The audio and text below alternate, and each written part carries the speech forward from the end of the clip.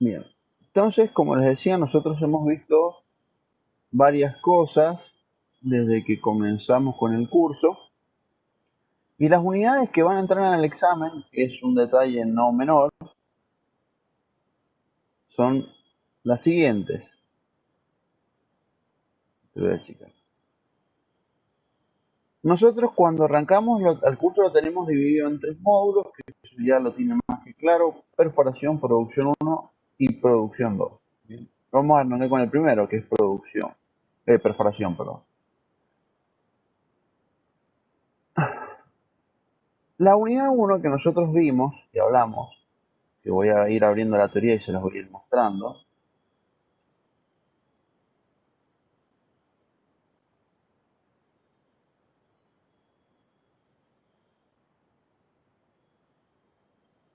Bueno, ahí se está abriendo. Bueno, la unidad uno era origen del petróleo principalmente.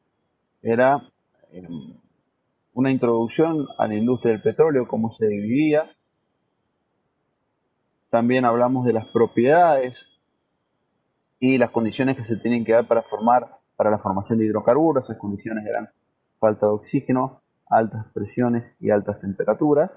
Y obviamente esto no ocurría de un día para el otro, sino que había que transcurrir un periodo de tiempo bastante considerable.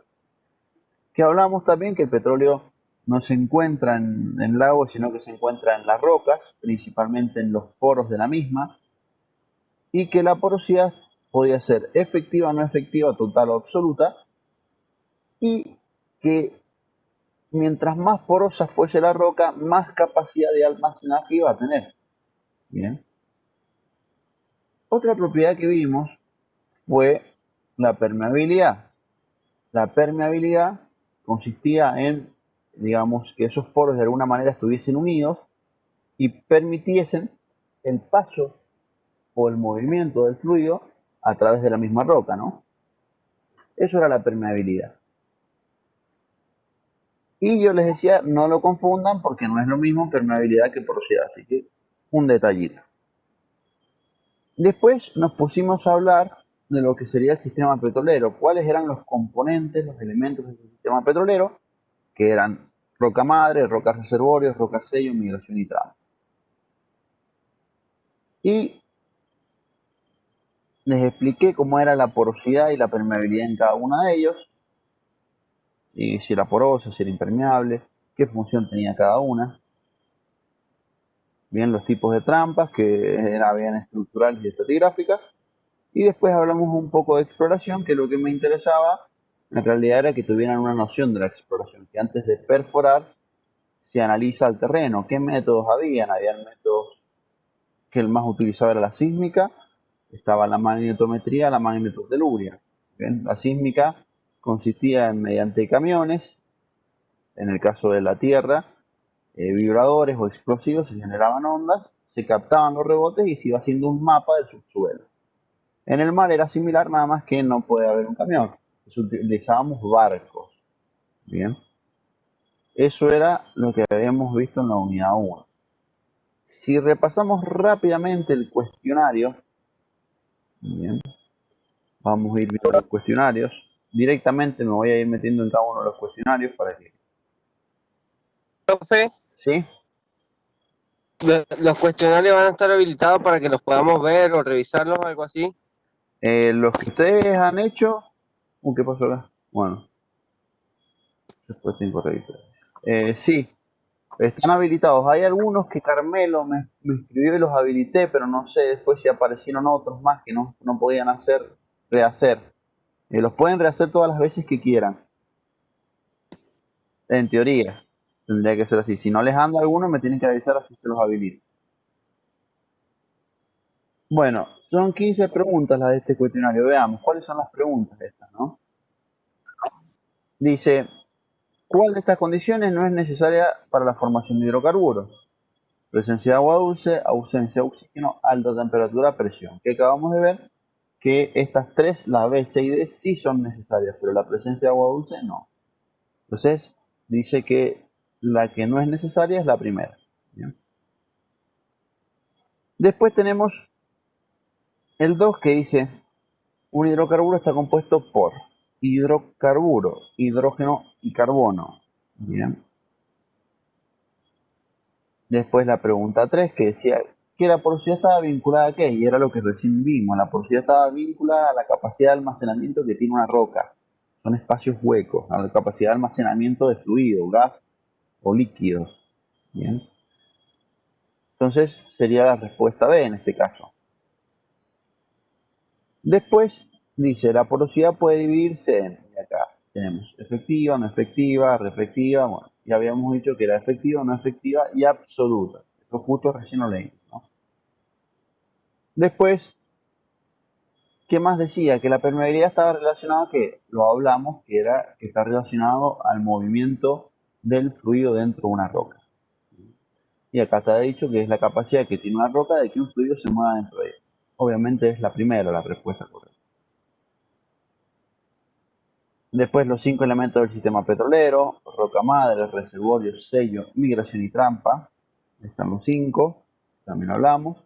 Y acá ya hacíamos preguntas de cada una de las rocas. La roca madre es porosa, es verdadero, es muy porosa. Bien. La roca madre es permeable, falso, la roca madre no es permeable. Bien. No es permeable, esa es la roca reservorio.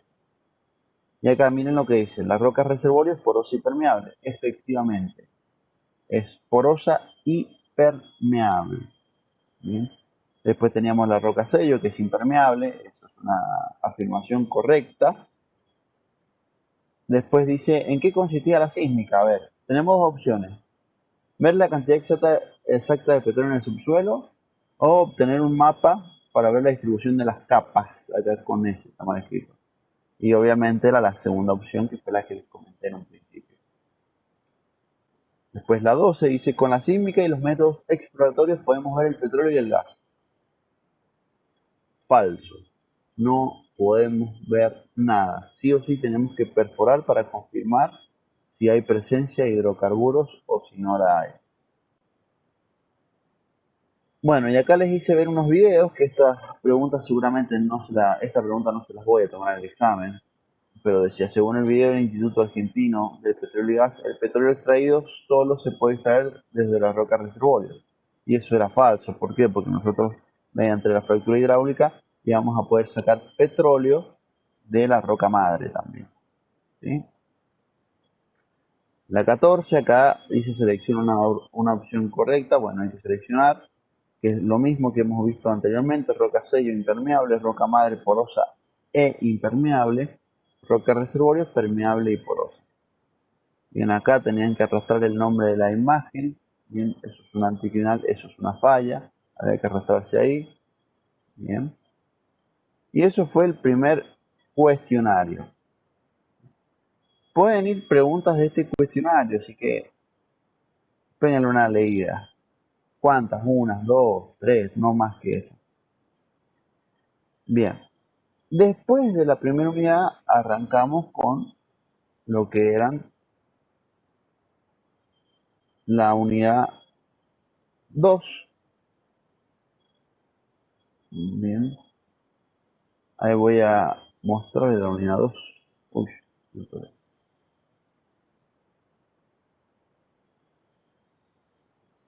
que era bastante larga, creo que no. Acá ya empezamos a hablar de la perforación en sí. Ahí se está cargando la imagen. Hablamos de la perforación de pozos, ¿se acuerdan? Voy a achicar esto. Bueno, ¿cuál era el objetivo?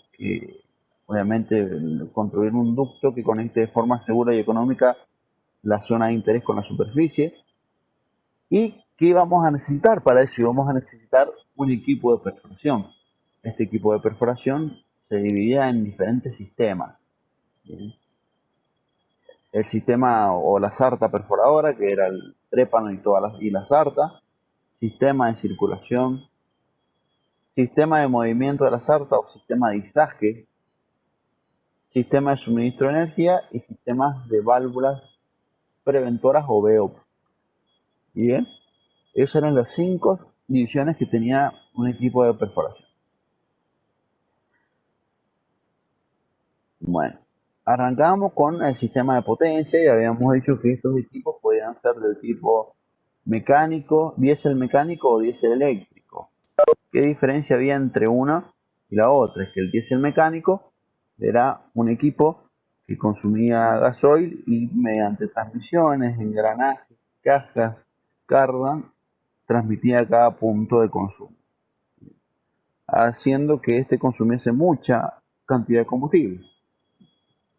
Después teníamos el diésel eléctrico, que lo que hacía el diésel eléctrico funcionaba un motor, pero lo que alimentaba eran generadores, y esos generadores iban a los puntos de consumo, pero no mediante una cadena, mediante un cardan, mediante un engranaje, sino que lo hacían mediante un cable.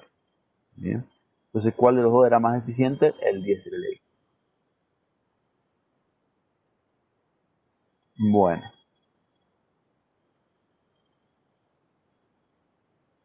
¿no?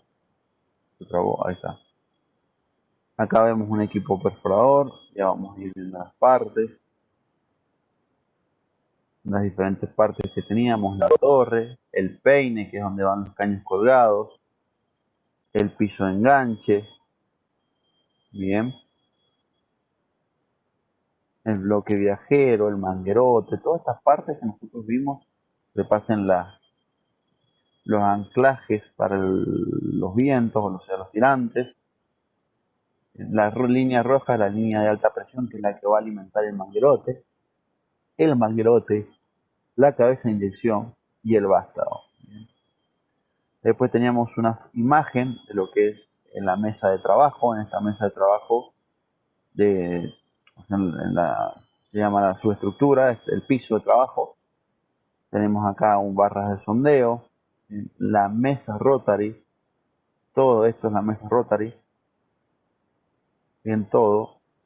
El cuadrado que se ve acá adentro es el buque maestro y el que se metía y sacaba con el vástago era el buque de impulso. Bien, y ya lo vamos a ver en una imagen. Teníamos las llaves Wilson, que las llaves Wilson las ocupábamos para realizar el torqueo de las uniones, cuñas, la vaina, donde se iba dejando el vástago cada vez que lo sacábamos. Teníamos, después hablamos de lo que era la sarta perforadora, de arriba hacia abajo, ¿qué teníamos? El vástago en primer lugar, que podía ser cuadrado o hexagonal. Bien, por debajo teníamos las barras de sondeo. Bien, heavyweight, que eran como portamechas pero más pesados, que podían o no existir. Portamechas, que eran los que dan el peso, y trepan. ¿Ok? Acá se ve el buque de impulso que les digo ya colocado, funcionando. Las barras de sondeo en esta imagen, los portamechas, y también teníamos los trépanos. Los trépanos más utilizados eran los tríconos de dientes o de insertos y los PDC. O sea, tricono porque tiene tres conos, pueden ser de insertos o de dientes. Y el otro tipo de trépano era el PDC, que también podrían existir de diamante. Profe, una pregunta. Sí, Estuvimos haciendo el seminario de perfilaje y terminación ¿con el qué profesor? y con la profesora Lagos, Sí. Yanina Lagos. Ah, Yanina, sí, la conozco. Y ella nos dijo, sí, nos dijo que la conoce también. Nos dijo que hay, o sea, habló sobre que hay otro trépano que se usa que se llama corona, Ah, que es como hueca, el trépano pero hueco. bien, es como un rectificador, digamos. Sí, no lo conocía con ese nombre, pero he visto Claro que que se utiliza para el, ¿cómo se llama? Para hacer los perfilajes.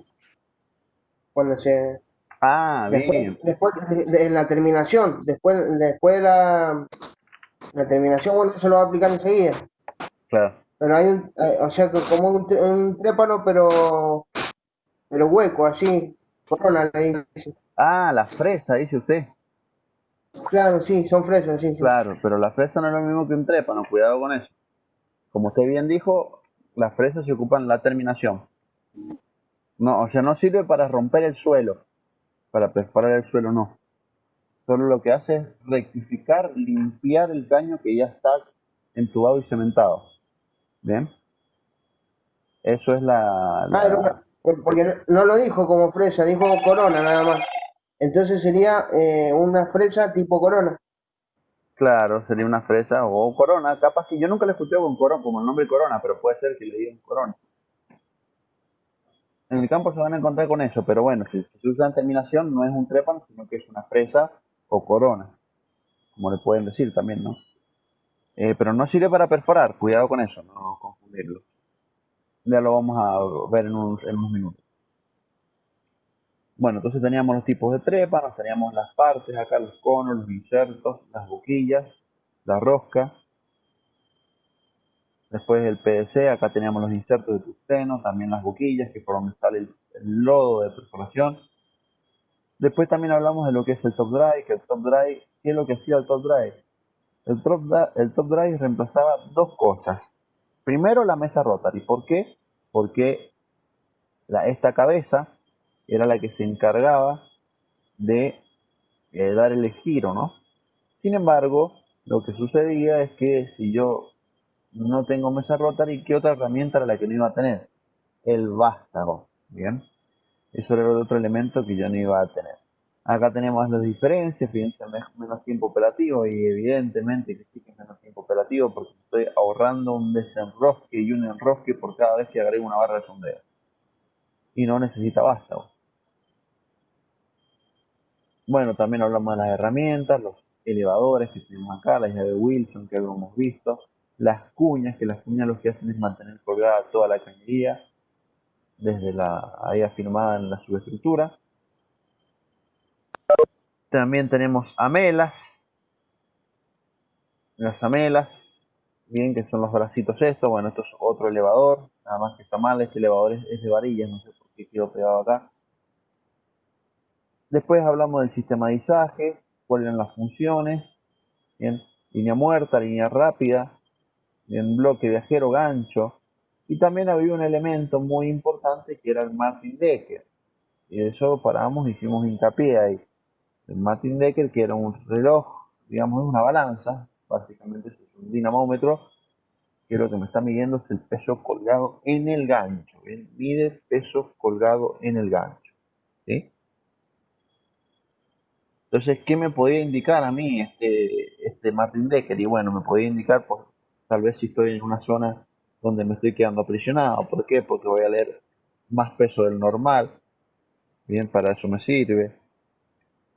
También me servía para saber cuánto peso le estoy apoyando sobre el trépano. Bien. Todo ese tipo de cuestiones era muy importante tener un Martin Decker. Bien. Después vimos el sistema de circulación. Les dije cómo era todo el circuito que pasaba. Bueno, nosotros teníamos el vástago, toda la cañería, la barra sondeo, portamecha, trépano, el lodo subía, bien, salía por la pipa y salida lateral, iba a pasar por un desgasificador en primer lugar, luego por una zaranda, por un desarenador, desarcillador y finalmente puede o no estar una centrífuga. ¿Bien? Después de ahí iba a ir a una pileta de reacondicionamiento, se iba a succionar de esa misma pileta y se iba a enviar. Entonces de esa manera se hacía como un circuito cerrado. ¿Qué detalle hay que tener en cuenta? Que el lodo, no todo el lodo que entra es el mismo lodo que sale. ¿Por qué? Porque parte se me va a ir filtrando en el pozo, otra parte se me va a ir haciendo un revoque en el pozo y entonces no es solamente una cuestión de que lo que entra al pozo es lo mismo que lo que sale, no, no es lo mismo. Por eso voy a tener que ir agregando siempre más lodo a medida que vamos perforando. ¿Ok? Entonces acá teníamos el desgasificador en primer lugar, las zarandas, que acá se van a ver un poco mejor. Ven, acá se ven las zarandas, fíjense cómo limpian lo más grueso. Después el desarcillador o desilter, bien, desilter o desarcillador es lo mismo. Y tiene el desalenador tiene la misma forma también. Tolvas químicas para la preparación del lodo. Fíjense, acá no hay piletas en el piso. Todo esto que se ve acá es una pileta. Son piletas de locación seca que se llama, es decir, son transportables. No se puede hacer una pileta en el piso. Teníamos la bomba triplex, que es la que bombea el lodo en este caso. Bien. Y también hablamos de los lodos de perforación, que nosotros teníamos cuáles eran las funciones de esos lodos y los tipos de lodos. Puede ser base oil, base agua, fumígenos, y acá todo para todo lo que sirve: refrigerar y lubricar el trépano, controlar la presión de formación, dar estabilidad a las paredes de pozo, limpiar el fondo de pozo. Bien. Y eso fue todo lo que vimos en la unidad. Después ustedes tenían varios cuestionarios, bien, que los vamos a ir abriendo. Se los voy a ir haciendo rápido porque si no, no vamos a alcanzar a ver todo. Acá había que arrastrar no sé por qué me han ido mal en los cuestionarios. Había que arrastrar los nombres, bien. Y ahí habría que arrastrar el nombre. Acá todo lo que estaba marcado era el nombre que había que arrastrar.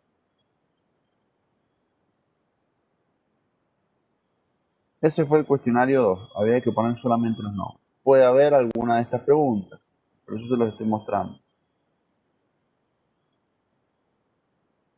El cuestionario 3 era específicamente de la sarta perforadora.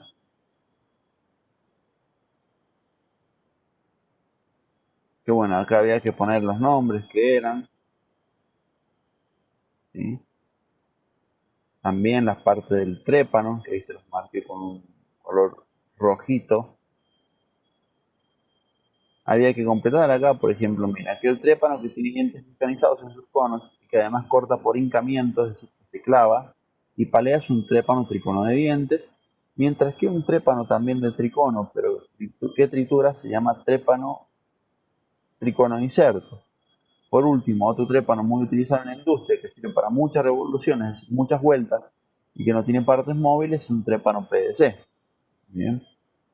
Pues la 6 decía que ordenaras la barra, cómo estaba constituida una sarta perforadora, desde arriba hacia abajo. Eso es fácil, eso ya más o menos se tiene que acordar. Vástago, barra de sondeo, portamechas y trépano. Después acá le preguntaba qué era esto es un top drive. Bien. Después la 8, que era la última, decía: a continuación seleccione lo relacionado con un equipo de top drive, más de una. Bueno, acá se podía marcar más de una, en realidad se podía marcar una sola, pero eran varias posibles respuestas. No necesito mesa rotary, es una. Sí o sí es necesario utilizar un vástago, no, eso está mal. Disminuir el tiempo de operación ya que tengo que aflojar un caño menos por maniobra, esa es otra, la que está bien. Y la D también, no utiliza vástago. Bien. Si ponían cualquiera de estas tres, les iba a dar bien. Bueno, después el cuestionario, uy, el cuestionario 3, vamos al cuestionario 4, que habla del sistema de izaje.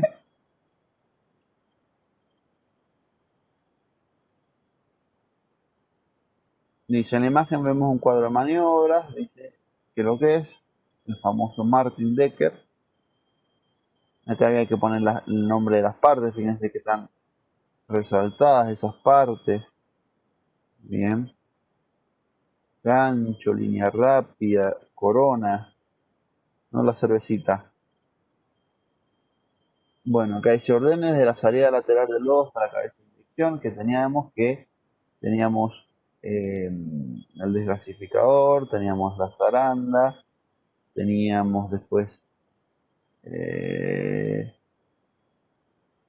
si me fue, el desalenador, el desercillador, bien. Después podría haber una centrífuga. Después de la centrífuga íbamos a tener una pileta de reacondicionamiento. Después íbamos a tener la bomba triplex. Y por último íbamos a tener el manguerote y cabeza de inyección. Bien. Y acá hay una pregunta operativa del Martin Decker. Está seguro va de cajón, así que fíjense, analícenla. El indicador de peso, conocido como Martin Decker, me permite dos opciones correctas. Bueno, y acá dice, ver la presión en la que estoy perforando o no, poder deducir, razonar que estoy presionado, esa es una opción. Saber el peso que tengo colgado en el gancho, esa es otra opción. Bien.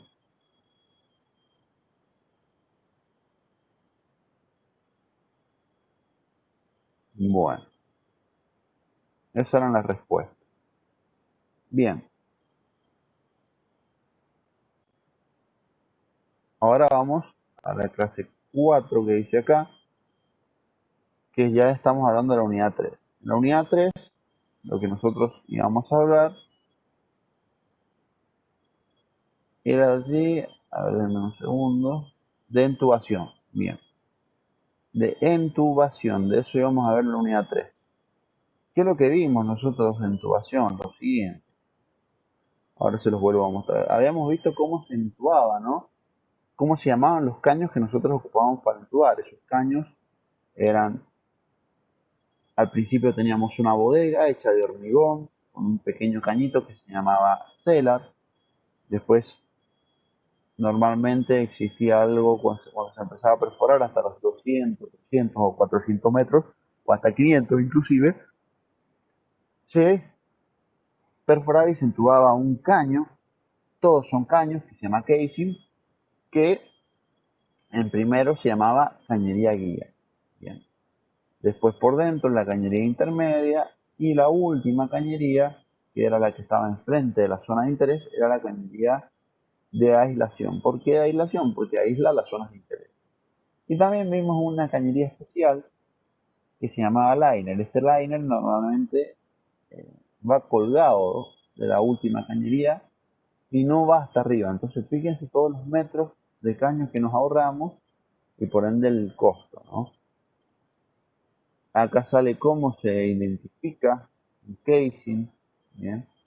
Estas cositas, si no se las acuerdan de memoria cuando estén estudiando y ustedes hayan visto que hay de estas preguntas en el cuestionario, agarren y anótenlo en un costadito para acordarse. No hace falta que lo sepan de memoria todo esto. Esto lo anotan en un papelito y en el momento del examen, si hay una pregunta, lo hacen, lo ocupan ese material.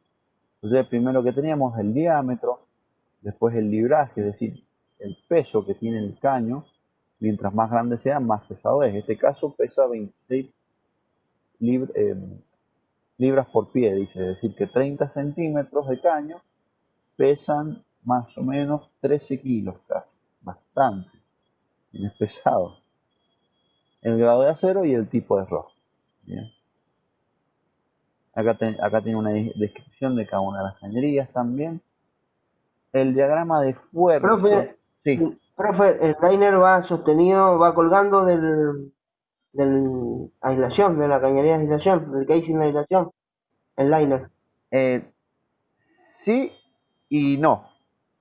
En ese caso sí, porque bueno, parece que se perforó, se puso a producir un pozo y después se dieron cuenta que abajo vienen zonas de interés, entonces ocuparon ese pozo, lo reperforaron un poco más, fueron un poco más profundo y para no colocar una cañería de aislación nueva hasta arriba, colocaron un liner.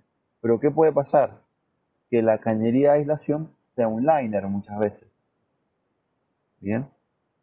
¿En qué caso sería ahí? Suponete, tenés la guía, la intermedia, y después de la intermedia hacia abajo vienen las capas de interés, y en vez de colocar un casing hasta arriba, colocas un liner en la zona de interés, y ese liner te va a funcionar como eh, cañería de aislación al mismo tiempo, y sigue siendo un liner.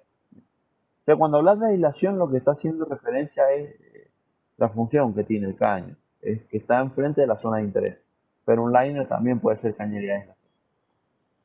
¿Y qué pasa si vos tenés una intermedia y después la zona de interés está más abajo? Perforás, colocas el liner y esa intermedia, eh, ese liner funcionaría como una aislación, ¿entendés? Y va colgada de la intermedia. ¿Se entiende? No sé Sí, si... y entonces, para qué iría entonces el liner si no para eso ponemos solamente aislación? No, porque acordate que los pozos sí o sí se tienen que perforar por tramos. Y no puedes perforar el pozo de un solo tirón. Hay todo un programa de perforación que a vos te obliga ir perforando hasta cierta profundidad a ir entubando. ¿Por qué es así? Bueno, porque se hace todo un análisis del suelo, que esas zonas tal vez hay presión, entonces vos vas a perforar hasta los 300, supongamos hasta los 800 metros, hasta los 1000 y pico, bajaste una intermedia y después por dentro perforás, no sé, 500 metros más y llegas hasta, no sé, hasta los, bueno, no sé, 1700, 1800 y en esos 800 metros, en esos 500, esos 800 metros más que bajaste, le metes un liner ahí para no subir con una cañería de aislación hasta arriba.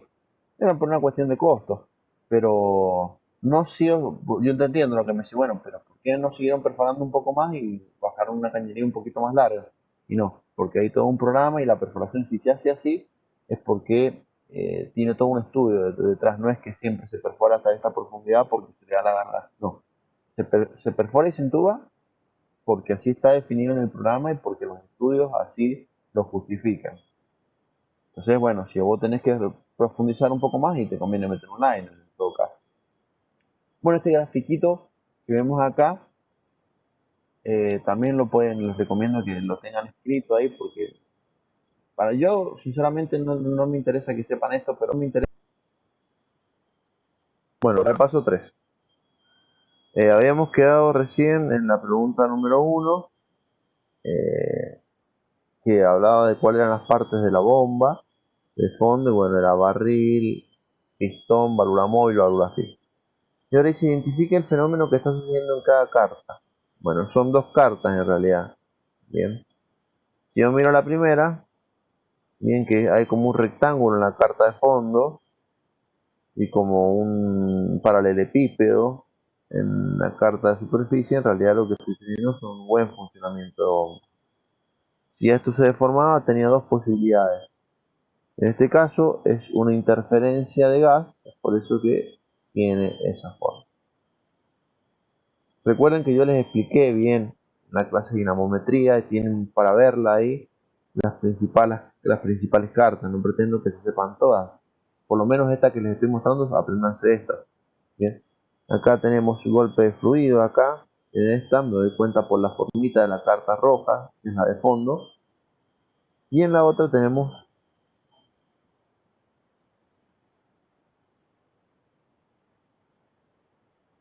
algo está pasando. Acá tenemos bloqueo por gas. Y en la anterior, ¿qué tenemos? A ver qué puse en la anterior.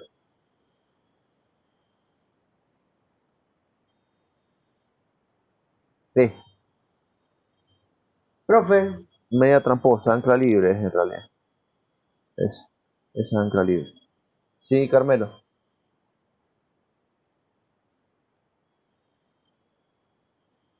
¿Me escucha, Carmelo? me ha costado entenderlo, porque no las encuentro iguales en la tabla que sale en el PDF. No, y nunca la vas a encontrar iguales porque las formas son aproximadas. Entonces, si vos querés ver un rectángulo perfecto y como se complica, mira, imagínate, yo la acabo de confundir a esta. Que dije que era bloqueo por gas, después la miré bien y digo, no, es ancla libre, por eso me volví. Por eso yo las que pretendo que se aprendan son estas 4 que son las más comunes. Después, si te toca trabajar en la parte de mediciones, si a esa tiene una parte de mediciones, si te tocas elaborar ahí, bueno, te vas a ir especializando y las vas a ir entendiendo mejor. No es tan fácil el tema del análisis de las cartas dinamométricas, es cuestión de aprenderse las formas, ¿no? Y la primera bomba funcionando bien, la segunda es ancla libre, que recién la hice mal y me volví porque me di cuenta. Después tenemos esta que es golpe de fluido y esta es bloqueo por gas. A ver si hay más cartas. Ah, bueno, no hay tantas cartas. ¿Qué es lo que dice? En caso de detectar un bloqueo de gas en la bomba, es posible mejorar esta situación.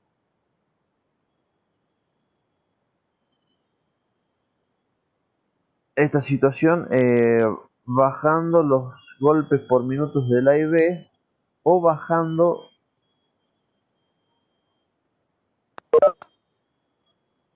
profundizando la bomba de la IV también puede ser, o bajando la carrera, no dice. Acá, esta es profundizar. Reemplazar acá carrera. Sí, o bajando la carrera, exacto. ¿Por qué? ¿Qué quiere decir bajarlo? Cuando yo baje los golpes por minutos o baje la carrera, lo que estoy haciendo en realidad es producir menos. Si yo produzco menos, el nivel se recupera más y al recuperarse más, lo que yo estoy obteniendo es que tengo una columna hidrostática mayor. Eso hace, me permite a mí que el gas no se libere en la bomba, sino que se mantenga siempre disuelto. Pero también lo que yo podría hacer es sumergir más la bomba, pero necesitaría un pooling para eso. ¿Bien? Bueno, seguimos. Y la última dice: el peso del fluido estará actuando sobre la válvula viajera y en consecuencia sobre las varillas. Excelente, bien. En la carrera descendente, el peso actúa sobre la válvula de pie y como la bomba está anclada en el tubing, la carga de fluido se transmite a toda la cañería de producción. Ajá, que trabalengua. Vamos una vez más. El peso del fluido está actuando sobre la válvula viajera y en consecuencia sobre las varillas. Siempre que yo estoy produciendo en carrera ascendente, ¿bien? En la carrera descendente, el peso actúa sobre la válvula de pie. Sí, eso está bien. Y como la bomba está anclada en el tubing, la carga del fluido se transmite a toda la cañería de producción. Excelente. Entonces esto es verdadero. ¿Qué me está diciendo? Que en la carrera ascendente, cuando yo estoy produciendo, el peso lo soporta la válvula móvil y por ende las varillas, y las varillas las sostiene la IB. En carrera descendente, cuando la válvula móvil se abre y la pica se cierra, la pica se afirma ¿dónde? En el barril donde está anclado, donde está sujetado ese barril, en el tubing. Entonces transmite toda la carga al tubing. Es por eso que yo lo anclo al tubing, ¿no? Esa es una de las explicaciones de por qué motivo se ancla. A ver, vamos a terminar.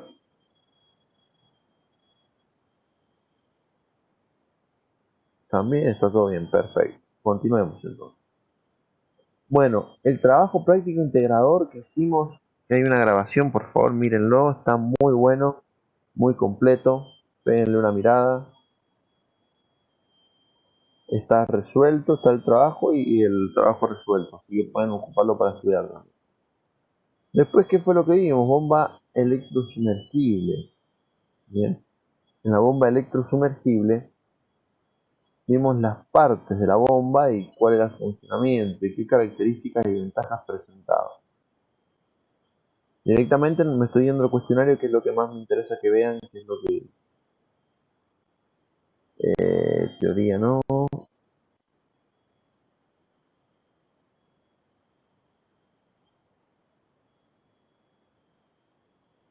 Bueno, che, a ver cuándo viene el cuestionario.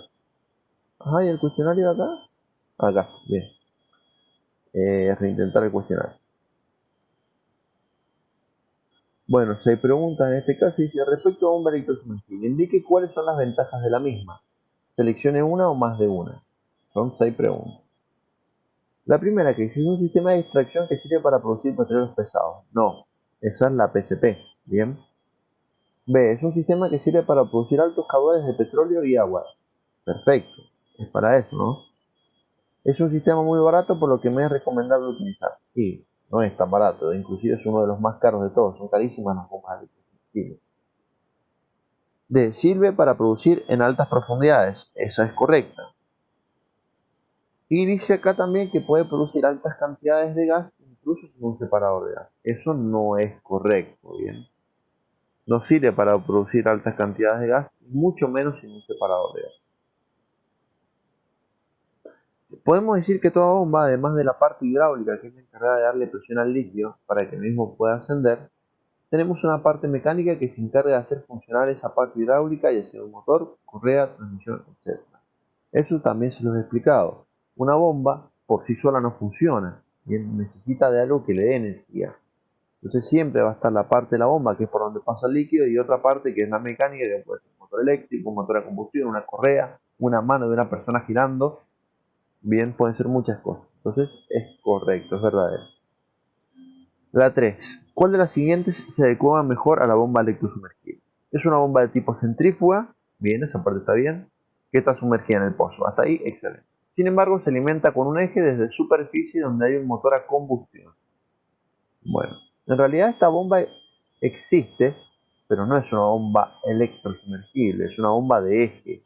Entonces la primera opción no es correcta. Estas bombas existen en zonas donde no hay electricidad, y gente donde cultiva y tiene un pozo de agua, lo pone un motor en marcha y el agua y produce agua. B. Es una bomba eléctrica de desplazamiento positivo similar a la de bombeo mecánico. Esa desde entrada está pésima, entonces no, tampoco es. La C. Es una bomba de tipo centrífuga que va sumergida y se alimenta con un cable desde superficie. Esa es la correcta, ¿bien? Vamos a la pregunta número 4. Dice, ¿cuál de los siguientes elementos son los que se ubican en superficie? Bueno, ¿cuáles eran? Eran cabeza de pozo, caja de venteo, panel de control, transformador de tensión. Bien, teníamos la línea, el transformador, el panel de control, caja de venteo y pues la cabeza de pozo. Repito, porque se cortó un poco parece. Teníamos la línea de alta tensión, teníamos luego el cable que iba al transformador, panel de control, caja de venteo y después se metía a la cabeza de pozo. Indique cuáles son las instalaciones de fondo. Bueno, las instalaciones de fondo que tenemos, de la cabeza de pozo hacia adentro teníamos tubing, obviamente, ¿no? Después bajamos hasta que teníamos una válvula de retención y de drenaje. Bien. Después, ¿qué teníamos abajo? Las etapas. Debajo de las etapas, ¿qué teníamos? Teníamos el intaque o succión. Y si seguía bajando tenía los sellos o protectores y después tenía el motor. Bien. 6. Una de las funciones del sello es aislar el motor del exterior, perfecto, por eso se llama sello, y absorber la expansión del aceite eléctrico durante el arranque. El aceite eléctrico era el ubicado en el motor. Al mismo tiempo puede ser del tipo bolsa o laberíntico. Verdadero, excelente.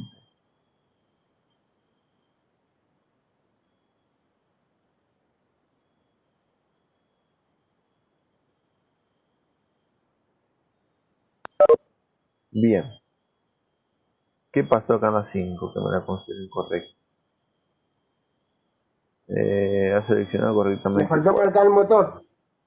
Ah, pequeño detalle. Bien, bien, Carmen. Pues gracias. Sí, me faltó el motor marcar. Porque era instalaciones de fondo. Después de los sellos, sigue el motor. Muy bien. Está atento, Carmelo. Excelente. Bueno.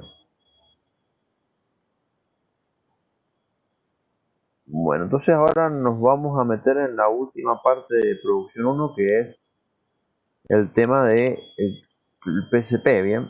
La PCP es un sistema muy sencillo, ¿no? Es una bomba de eje que funciona como, ya les he dado en varias ocasiones, como si fuese muy similar a una bomba con un sinfín. A ver, ¿qué dice? PCP significa bomba de cavidades progresoras en español. No, bomba de cavidades progresivas. Entonces, esta pregunta es falsa, ¿ok? Es falsa. Vamos a la 2. Dice, indique cuáles son las en realidad ventajas, de este sistema de extracción. Sirve para producir en pozos muy profundos donde hay petróleos viscosos. No, eso está mal. B. Sirve para producir petróleos livianos con mucho contenido de aromáticos. Esto está mal también. La primera, ¿por qué está mal? Porque no es para pozos muy profundos. Y la segunda, porque tampoco es para petróleos livianos, porque me dañan el elastómero de la bomba. Además de producir petróleos muy viscosos, me permite producir grandes concentraciones de arena. Esa está excelente. Está bien esa. D. La bomba en el fondo está compuesta por un rotor de elastómero y un estator metálico completo. Bueno, acá está tramposita. ¿Por qué? Porque en realidad el rotor no es de elastómero, es un rotor metálico y el estator es de elastómero. ¿Sí? Esa está tramposita la vez. La E dice, al no tener válvulas, presenta la característica de que la bomba no puede bloquearse, por gas, a eso hace referencia. Y claro, eso es correcto. Siguiente, vamos a la última preguntita de esta parte. Bueno, acá muy sencillo, lo que había que hacer era poner los tipos de cabezales de PCB que tenemos. Recuerden que van potencia intermedia, el primero que es el cabezal directo, el angular para mayores potencias o pozos de mayores requerimientos y el motor reductor para pozos más o menos o de menor requerimiento. ¿Sí? Terminar intento. Enviar todo y terminar.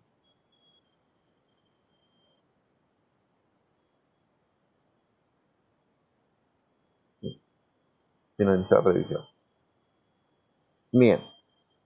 Bien. Ahora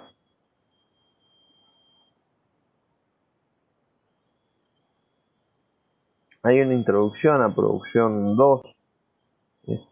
Producción 2 hacíamos referencia a todo lo que era el tratamiento del crudo. Ok. Entonces, veamos. ¿Qué es lo que dice este cuestionario 14? Ya nos quedan poquitos, nos quedan 4 cuestionarios más y estamos terminados.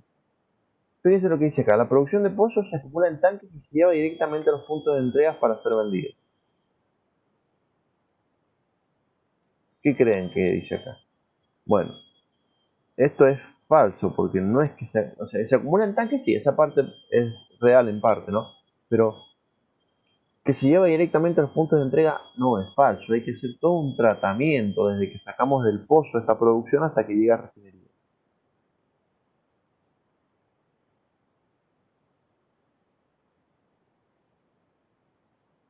Bien, después dice, el tipo de transporte más utilizado para los hidrocarburos en la Argentina es el tren. Falso. ¿Cuáles eran los más utilizados? Cañerías y buques. ¿Sí?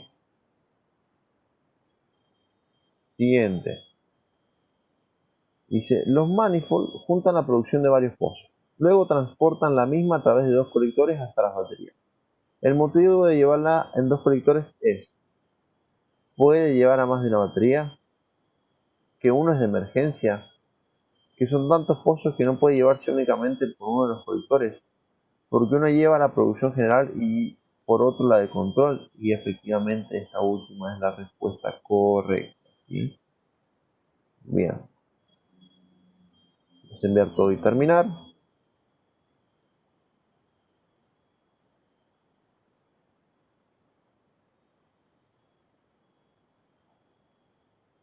Bueno, ahora sí, ya nos metemos en la unidad 2, que era como no una introducción, sino que era ya el transporte de petróleo. En esa unidad hablamos de las cañerías y hablamos de varias cositas. Miren cómo se llamaban: línea de pozo, manifold, colector general, colector de control. ¿Sí?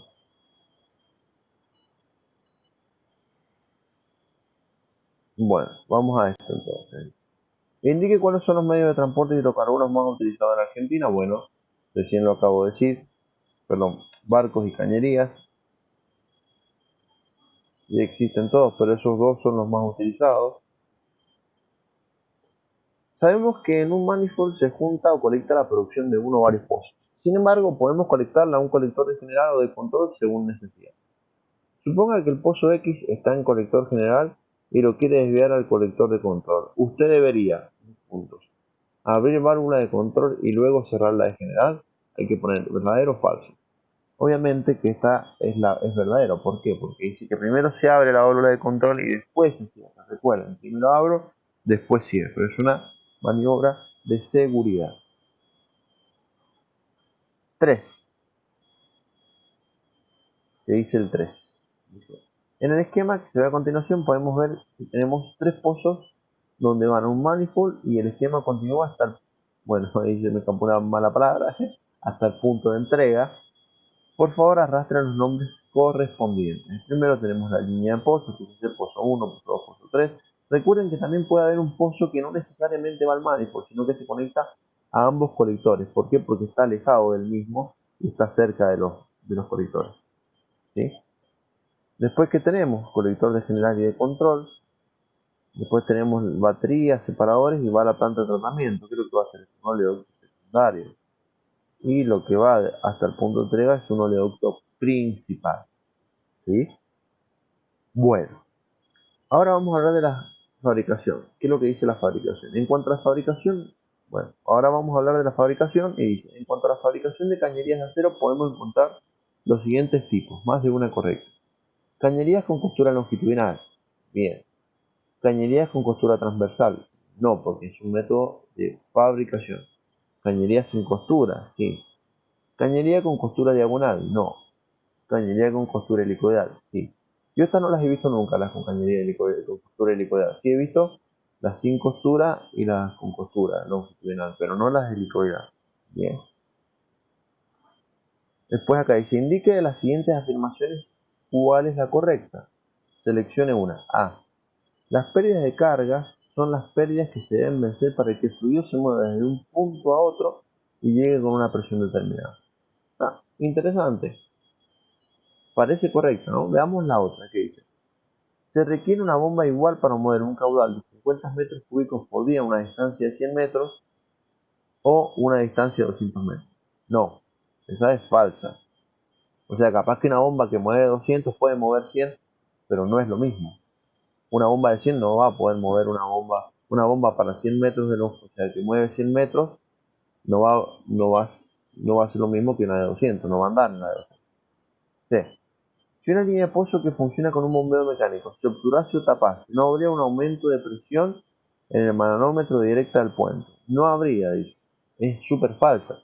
Si se tapa la línea, más vale que va a aumentar la presión, porque la bomba del bombeo mecánico es una bomba de desplazamiento positivo y siempre está aumentando la presión, ¿bien?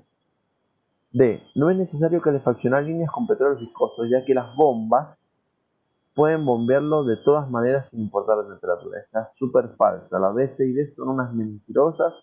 La correcta es la A. Y sí, efectivamente las pérdidas de carga son las pérdidas que se deben vencer para que el fluido se mueva de un punto a otro y llegue con una presión determinada. ¿Sí? 6. A ver qué dice acá. Indique cuál de los siguientes son ventajas del tracing eléctrico respecto a los vapoductos. Bien. Una de las ventajas era que no produce corrosión interna. En la punta dice externa, en realidad no produce corrosión. Está bien. Tienen que la marcar así, está bien. Tenés la posibilidad de conectar tramos según necesidad también. Mayores costos asociados y difícil conexión y desconexión por tramos, esa es falsa. Consumo de energía automatizado. Y esas serían las tres opciones correctas. Vamos a ver qué se sacó el profe.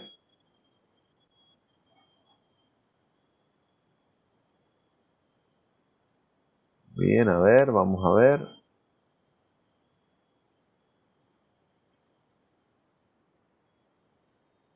Un 10. Bueno, finalizar revisión. Nos sigamos. Ahora nos vamos a meter a la parte de separación y vamos a hacer el cuestionario de los separadores. Ya hemos hablado del transporte. Después, ¿a dónde va a llegar? Luego del transporte lo que se va a llegar es a un separador, ¿bien? Ahí es donde va a llegar, a un separador. Estos separadores pueden ser de diferentes modelos, como ustedes van a ver. Bueno, acá está el cuestionario de separadores. Bien.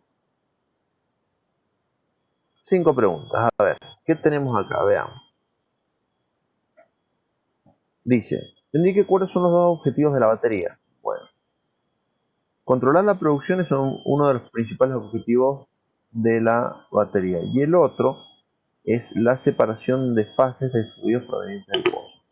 Todo lo que son tratamientos no se realiza en batería. Es decir, el tratamiento comienza desde que sale el pozo, pero ya sea con químicos o no.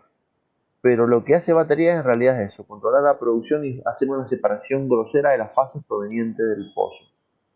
Es decir, separar gas y líquido como mínimo. Clasifique los separadores según configuración, función y aplicación. Bien. Según la configuración pueden ser verticales, horizontales o esféricos. Según la aplicación pueden ser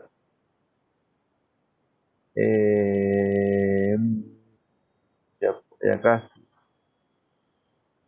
uno de estos dos tiene que ser, a ver, generador de control, ¿cuál sirve para generar? Sirve para control. Sí, generador de control, bifásicos y trifásicos es la función. Bueno, esta puede estar al revés, porque el tema de la aplicación en realidad sería, ¿sirve para generar o sirve para de control? ¿O sirve para separar 3 fases o 2 fases? Bueno, la vamos a cambiar porque no me convence. Ahí la vamos a dejar así. Indique cuáles son las secciones de un separador. Bueno, acá tenemos varias secciones. Sección de separación de agua, esa no existe. Sección de acumulación de líquido, sí. Sección de separación primaria, excelente. Sección de separación gravitacional y sección de extracción de niebla. Ok, esas son las 4 secciones. Arrastre los nombres de la imagen según corresponda. Lo voy a ampliar un poquito para que ustedes puedan ver. Se me pasó. Ahí. ¿Qué tenemos acá? Esto es un separador doble tubo, ¿no? ¿Cuántos doble tubos hay? Uno solo, entonces doble tubo. Este que está acá es un esférico. Perdón, es un vertical, bifásico vertical. Todos los de arriba son verticales y todos los de abajo son... todos los de arriba son bifásicos y todos los de abajo son trifásicos. Después tenemos trifásico esférico. Perdón. Ese es el trifásico. Trifásico esférico. Trifásico vertical. Y trifásico horizontal. ¿Por qué se da cuenta que son bifásicos, trifásicos por las salidas, ¿no es cierto? Por esto. Por las salidas del tramo. Claro, o esa es una por las salidas, y si no por acá justo este tiene un colorcito, fíjate que tiene un colorcito celestito y después tiene un colorcito como más negrito y después bueno, nada, que sería la nada sería el gas y este sería agua porque es celestito y este es petróleo. ¿Cómo me doy cuenta en realidad? Porque los hice yo, pero sí, identificándolos lo pueden hacer con la salida. Acá por ejemplo tenemos una salida. Acá tenemos otra salida y ahí arriba que no se ve la del gas.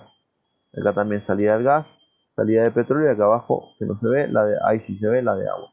Por la salida. Esa es la manera más fácil. Carmelo, muy bien. Después dice, indique cuál de las afirmaciones es o son correctas. Siempre que hay un separador trifásico en batería se debe a que no hay mucha agua en el yacimiento.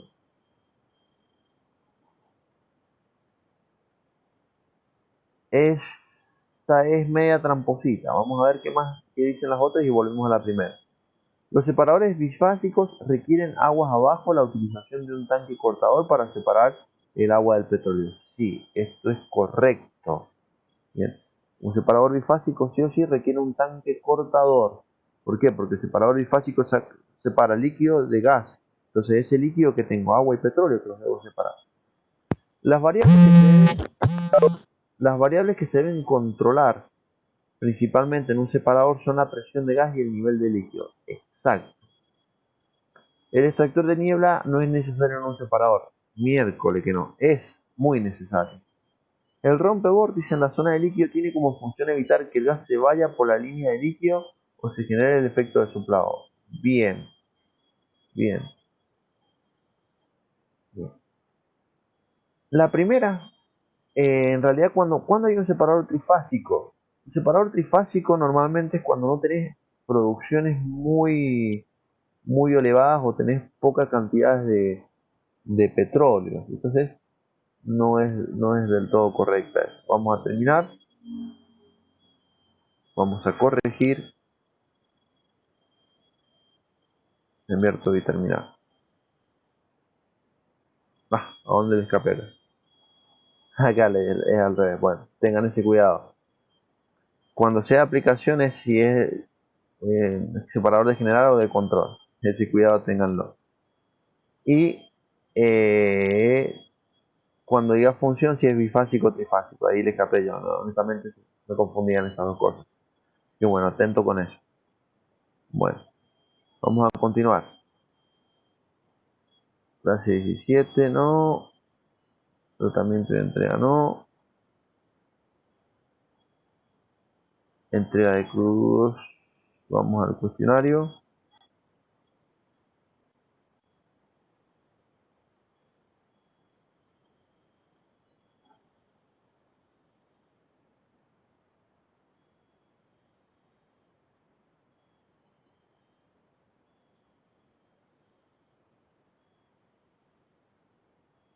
Bueno. Bueno. Este es el cuestionario 17. Creo que queda uno más.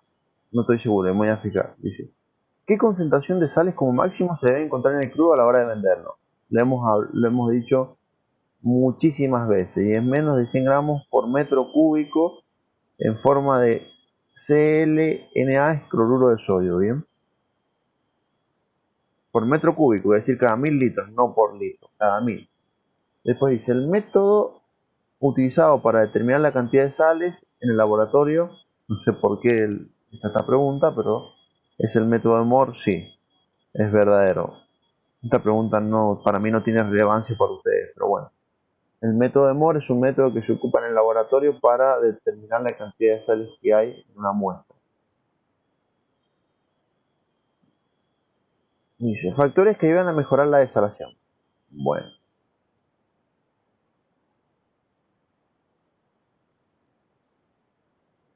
Presión, productos químicos no, tiempo de residencia es uno y la temperatura es el otro. Para experimentar una buena desalación en el tanque lavador, la velocidad seccional del petróleo debe ser menor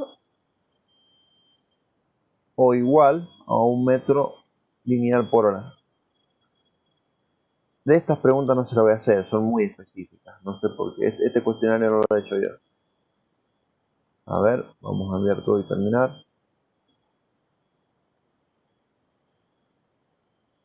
Bueno, a ver la 3, ¿dónde está el error?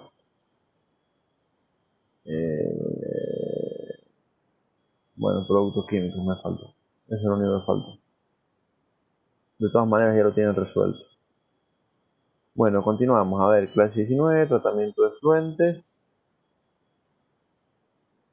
Clase 18 mía, tratamiento de efluentes. Teoría. Y el último cuestionario. Bien. Este no sé, no recuerdo si lo hice yo. Ahí está. Bueno, sí, lo he hecho yo creo.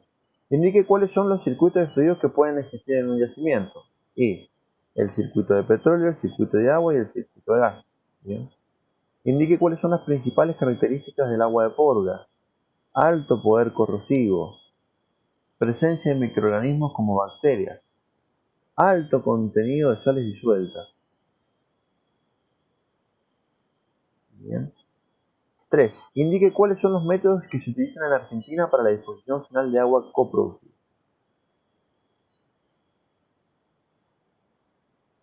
Hay varios que se usaban antes, pero las que se usan actualmente es pozos inyectores, AIF.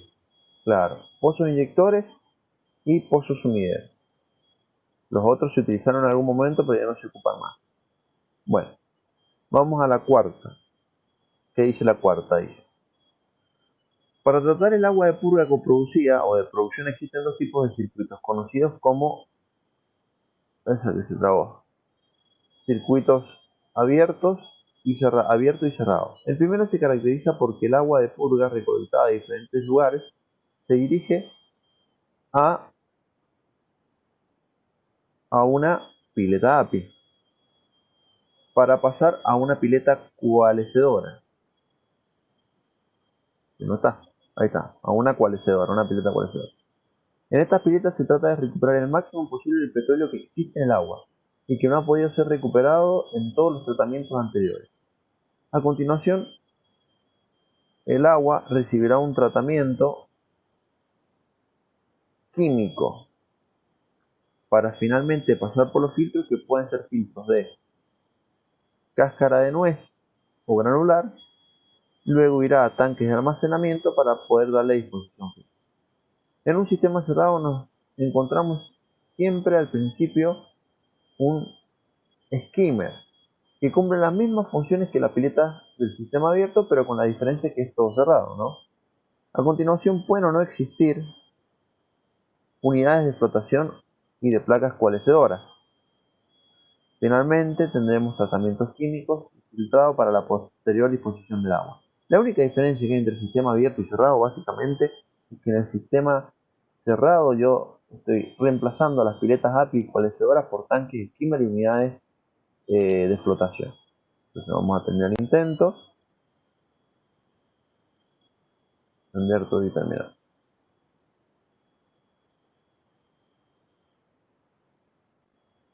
sodio.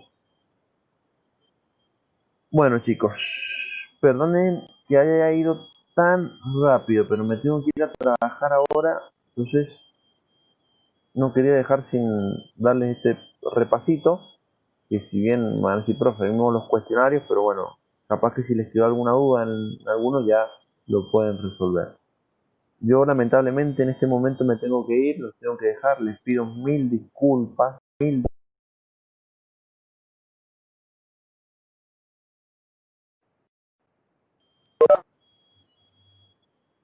chicos, ¿me escuchan? Se cortó la conexión. Y ahora lo escucho. Bien, bien, perfecto. Se cortó, sin querer me desenchufaron el router. Bueno, comparto y continuamos.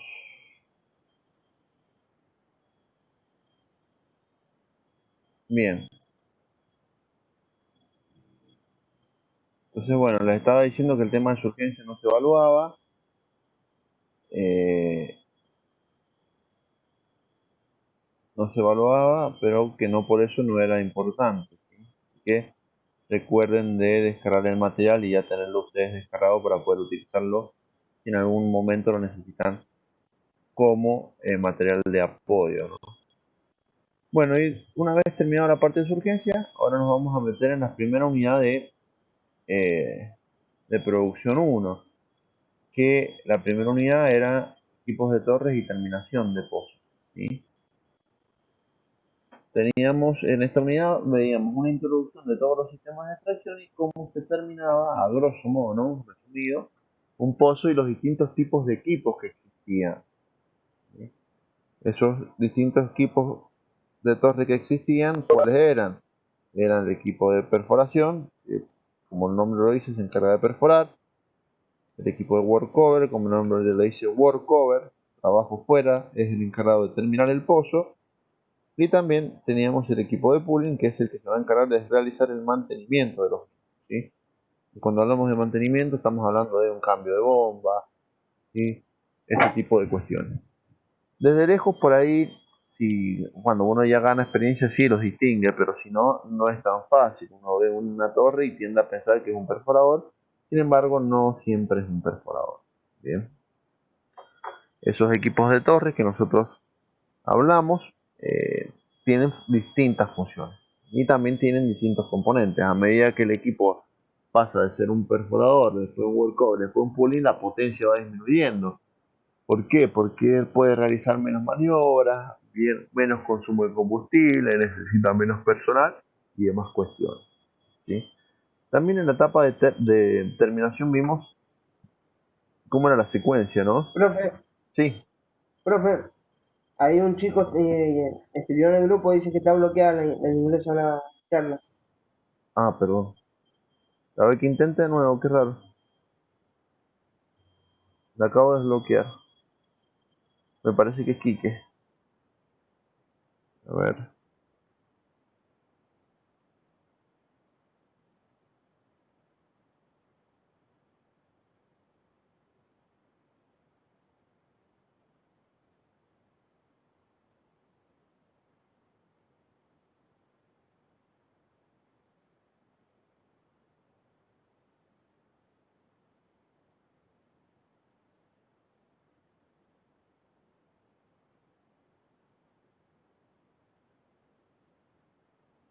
Sí, está desbloqueada. Bueno. Ahí entró. Ah, buenísimo, listo. Bueno, entonces cambio la terminación, ¿qué es lo que iba a pasar? Una vez que el pozo de perforador, el equipo perforador se va, venía un workover, ¿no? Este workover va a hacer una serie se va a montar, desmontar, va a probar las herramientas, va a hacer las pruebas de superficie, pruebas de línea. Después tenemos el fresado, que el fresado, bien, como ahí me decía Carmelo, le dicen corona a las fresas, y estas fresas sirven para limpiar el cemento que puede haber quedado adherido en el casing por dentro y rectificar el caño, ¿no? Y asegurarme que tiene todo el mismo diámetro. ¿Ok? Después íbamos a cambiar el fluido ese que quedó ahí, que fue el fluido de desplazamiento, porque fue cuando cementé el pozo, por fluido de terminación. Íbamos a correr perfilaje para ver cómo estaba el cemento, para después punzarlo y ensayarlo. El ensayo se hacía con la función, con el objetivo de saber cuáles eran las características de ese pozo y de esa manera poder determinar o seleccionar el sistema de extracción que mejor se adecue a ese pozo. ¿Qué podía pasar? Que ese pozo podía llegar a quedar turgente, es decir, producía por su misma presión. Podría ser que ese pozo, después de que fue surgente, podemos colocarle un sistema de gas lift. Tal vez es un pozo que no tiene tanto caudal y podríamos...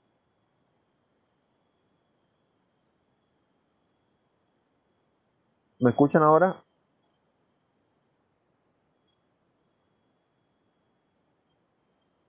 Por ahora, ¿me escuchan, chicos? Sí, se escucha. Ahora sí, bien, buenísimo. Sí, por ahí no sé qué le pasa que se le va la onda al internet. Bueno, entonces, este, este pozo, digamos, podía ser surgente o no. Si era surgente, iba a producir por su propia presión. Y si no, íbamos a tener que instalar un sistema de bombeo mecánico, bien, eh, que consistía en una bomba mecánica y una IV en superficie. O si era un petróleo muy pesado, y vamos a instalar una PSP o bombas de cavidad progresiva. Y si era un pozo con mucho caudal, le podríamos instalar una bomba eléctrica. Bien, eso era lo que vimos como introducción. Ahora vamos. Bueno, también tenemos el power del sistema de extracción, lo pueden consultar ustedes. Vamos directamente a los cuestionarios para que más o menos se vayan empapando en cómo lo- los, los evaluamos, ¿no? Bueno, el cuestionario de terminación tenía 3 preguntas nada más. Dice: un equipo que se encarga de la perforación de un pozo es un equipo perforador, un equipo de perforación, perdón. El mismo cuenta con un sistema de izaje, sota perforadora, sistema de control de sólidos, entre otros. Una vez que el pozo está entubado y cementado, es necesario realizar una terminación. Esto se hace con un equipo de workover. Este es muy similar a un equipo de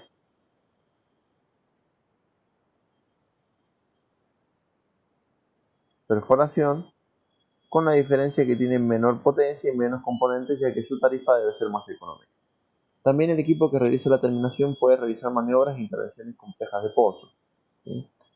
Finalmente, durante la vida de un pozo puede ocurrir fallas que incurren en roturas y en intervenciones donde es necesario cambiar una bomba, cambiar cañerías de producción, pescar varillas, etc.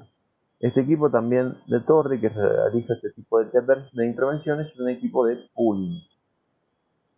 Además, este equipo se caracteriza porque puede realizar maniobras de tiro y no cuenta con bomba, ni mesa rotary, ni sistema de inyección, aunque pueden ser adaptables.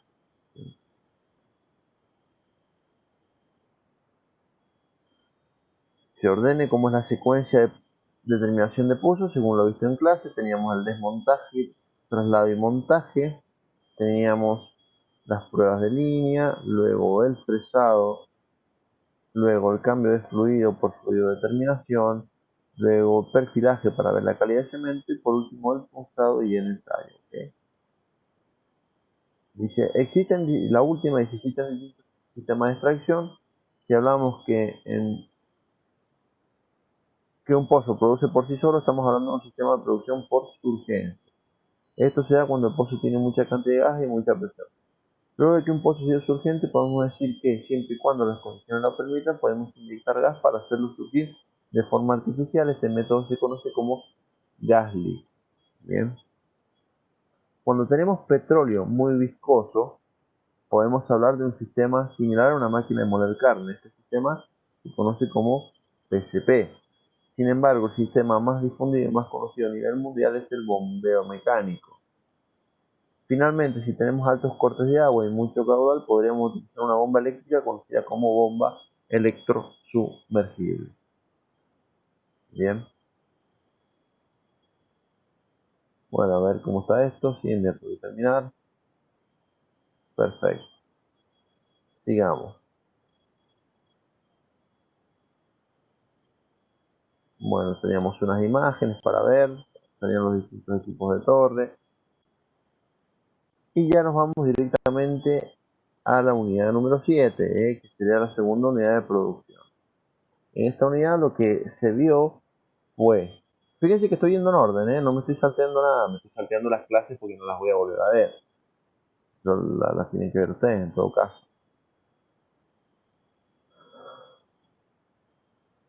Bueno, esta la vamos a usar bastante rápido.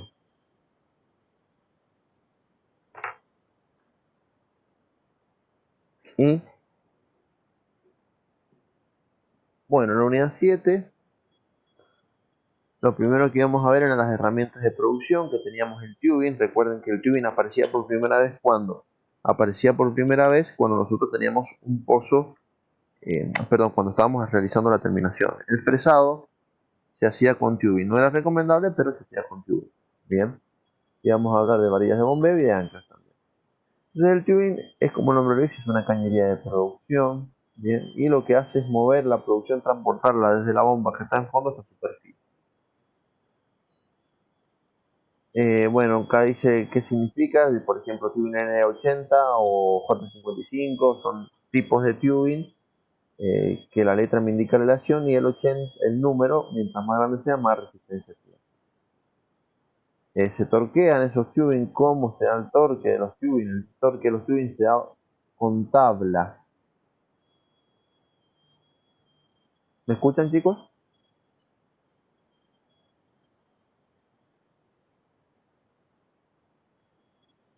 Así que se les está cortando mucho. Bueno, es el router, lamentablemente es el router. Bueno, bien, entonces continuamos. Dice que el torque, no sé si se acuerdan, para darle torque a la cañería, primero se engrasaban, no en todas las roscas, pero en las roscas más comunes se engrasan y se torquean. Este torque lo sacamos de tablas. Teníamos dos tablas, una de la llave hidráulica y otra de el caño. Bien, si nosotros dábamos un mal torque, podíamos tener este tipo de problemas, como se ve acá. Luego también hablamos de las varillas de bombeo, que es un eje, básicamente es un eje que va por dentro del tubing y lo que hace es mover la bomba que está en el fondo. ¿Qué sistemas utilizaban varillas de bombeo? Y la PCP y el bombeo mecánico. Esos eran los sistemas que utilizaban varillas de bombeo. ¿Qué sucedía? Que las varillas se les daba el torque no con una tabla, sino con una plantilla de torque. Con eso se daba el torque, bien, con una plantilla de torque. Bueno, también hablamos de las medidas, las varillas. También les dije que las roturas en varillas más comunes, cuáles eran fallas por tracción y fallas por fatiga. Bien, que era muy fácil distinguir una de la otra. También hablamos de las anclas. Las anclas lo que hacían era fijar el tubing al casing. Bien, fijaban el tubing al casing. Teníamos anclas de tensión y anclas de torsión. ¿Okay? También les mostré cómo eran unas bocas de pozo. Teníamos cabezales de tipo bridados y cabezales de tipo roscados. Bien, se lo pueden releer acá. Y después nos pusimos a hablar de surgencia. Principalmente lo que decíamos en surgencia era que un pozo, para ser surgente, tiene que tener una presión tal, bien, una presión con un valor tal que sea capaz de llegar hasta batería. Es decir, que además de salir del pozo va a tener que vencer todas las pérdidas de carga hasta llegar a batería. Bien. Y además, cuando llega a batería no es que llega con cero de presión, no, tiene que llegar con un valor determinado de presión. Entonces, tiene que tener suficiente presión como para llegar hasta los separadores. Después esto, que creo que no está en el cuestionario, pero lo repaso, eran cómo se punzaba en los pozos que se consideraban o se sospechaban que iban a ser surgentes. Habían sistemas de punzados especiales, que eran el TCP y el tapón con taponera. Bien. Esto es una generalidad, para que sepan que en muchas cosas, ¿no? Después teníamos los tipos de fluido dentro del pozo, desde un flujo líquido, donde hay mayor presión hidrostática, y a medida que vamos subiendo la presión hidrostática disminuye y se empiezan a liberar burbujas. Bien. Después tenemos flujo en baches, y por último flujo niebla, donde casi todo sale gas y muy poquito líquido. Bien. Vamos al cuestionario ahora. ¿Qué es lo que dice el cuestionario este?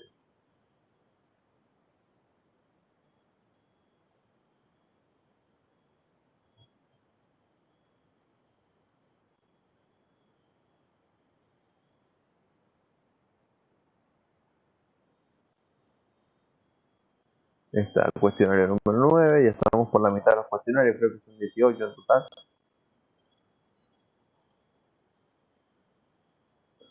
Se puede usar cualquier sistema de extracción en cualquier pozo, eso es una mentira. Bien. ¿Qué observamos en la imagen? Tubing, ¿no?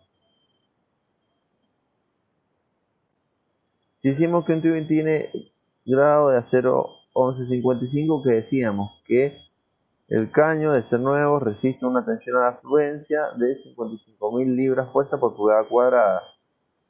Bien.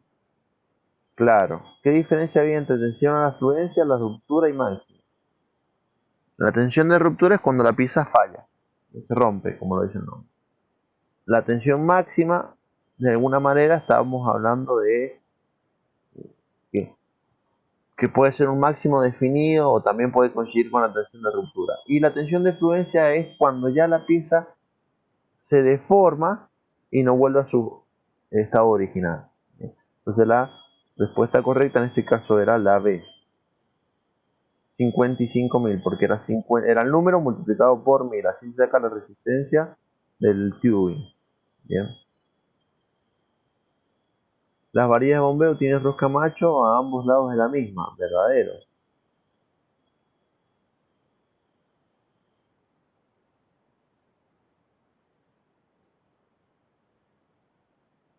Bueno.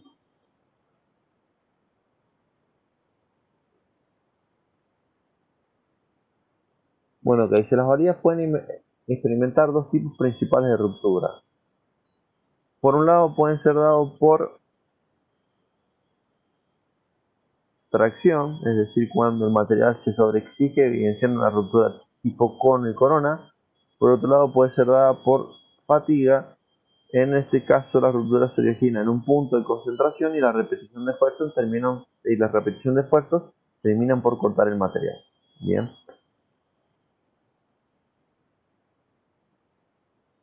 Bueno, la función de las anclas es evitar el movimiento del tubing dentro del casing, verdadero.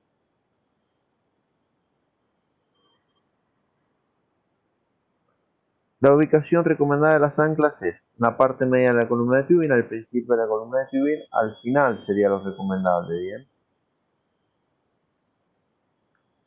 Dicen una de las frases en forma correcta: los colgadores roscados se utilizan para presiones menores a 3000 psi y los bridados se utilizan para presiones mayores a 3000 psi. Bien. Bueno, esta era una pregunta trampa. Dice, la surgencia natural es un fenómeno que decíamos que se manifiesta siempre, y en realidad en la producción sí, pero en la perforación no. Entonces le podemos poner falso. Bueno, y acá dice, podemos decir que el sistema de TCP, o sea, la forma de punzar, es un sistema muy seguro y ahorra tiempo. Sin embargo, comparado con el sistema de tapón con taponera, el TCP es un sistema muy costoso. Bien. Perfecto. Inverto y terminar. Bien, excelente.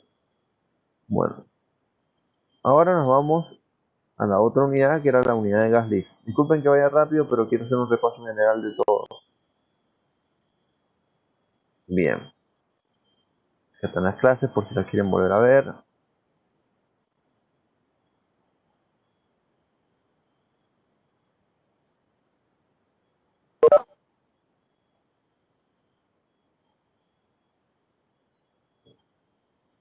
Directamente vamos a los cuestionarios, así vamos avanzando más rápido y lo voy explicando sobre el mismo cuestionario.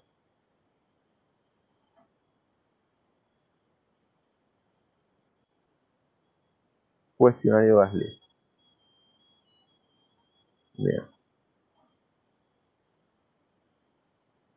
Bueno, son 5 preguntas, dice. Se utiliza en Gasly dice que se utiliza gas comprado a otra empresa para alimentar, perdón, una instalación de gas lift. Eso es falso, ¿bien? Yo no iba a ir a comprar gas a una empresa para hacer gas lift, no tenía sentido hacer eso. Entonces, es una súper falsa esa afirmación. La 2 dice, dentro de los tratamientos que se le pueden hacer al gas una vez producido tenemos deshidratación y endulzado, y después, fíjense las otras, dice, el gas lift es un sistema de levantamiento que consiste en inyectar gas y hacer disminuir la presión hidrostática para que el mismo pueda producir por la presión del reservorio, perdón. Este gas se puede inyectar por el espacio anular como también por directa. Bueno, acá no sé cuál es uno y cuál es otro, acá hay que tener cuidado, porque creo que te lo toma mal si pones anular acá y directa acá, pero en realidad la respuesta está bien. El gas inyectado proviene del mismo yacimiento que ha sido previamente tratado. A medida que el gas baja se encontrará con los mandriles donde van alojadas las válvulas. ¿Okay? Pues la pregunta 4 dice rastrean los nombres en la zona correspondiente. Considera inyección por anular. Bien, por anular. Entonces tenemos entrada de gas, salida de producción, tubing el verde, packer acá abajo, válvula mandril. Bien. La última que dice, los mandriles y válvulas son utilizadas tanto en gas lift como en pozos inyectores, con la diferencia de que gas lift es un sistema de levantamiento, mientras que los pozos inyectores son pozos donde inyecto agua tratada para mantener o aumentar la producción en otros pozos. Verdadero.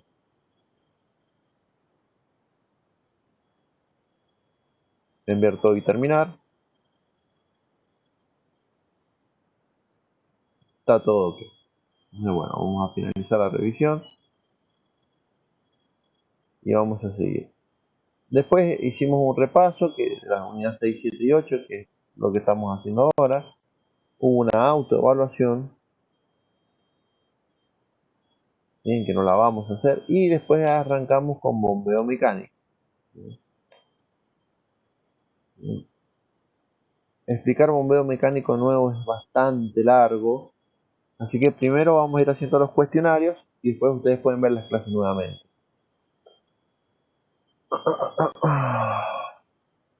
Bueno, vamos a continuar con el último intento.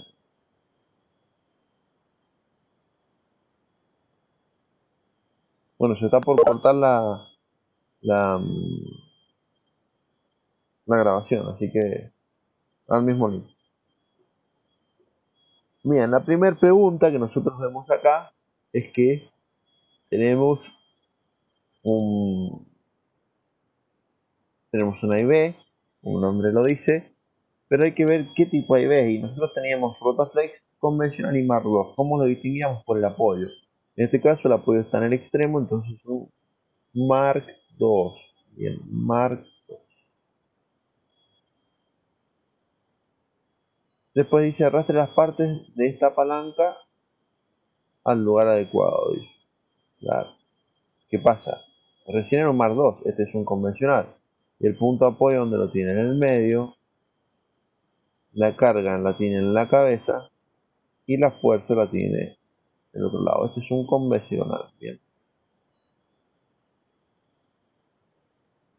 Acá dice arrastre las partes de la IB hasta la zona adecuada. Bueno, acá tiene unas flechitas con los diferentes nombres. Cabeza de mula, bien, contrapeso, viga balancín, poste maestro, bueno, base, poste maestro,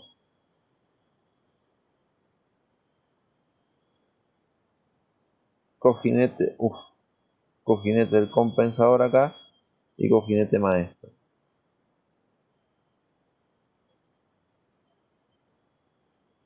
Dice, los espaciadores no son necesarios para el correcto funcionamiento del sistema. No sé si ustedes se acuerdan, pero los espaciadores eran los cañitos huecos, esos que se ponían en el vástago para levantar o bajar toda la sarta.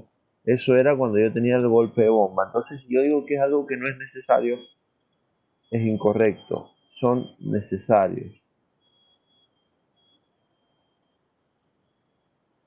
Vamos a terminar el intento.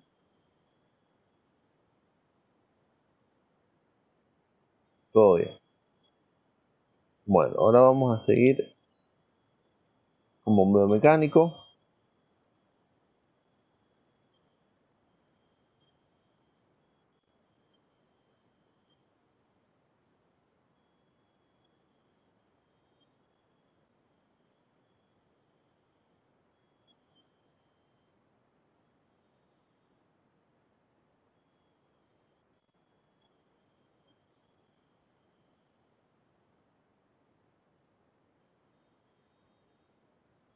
Cuando continuamos, estoy buscando los cuestionarios directamente, que es lo que más vamos a ocupar para evaluarlos.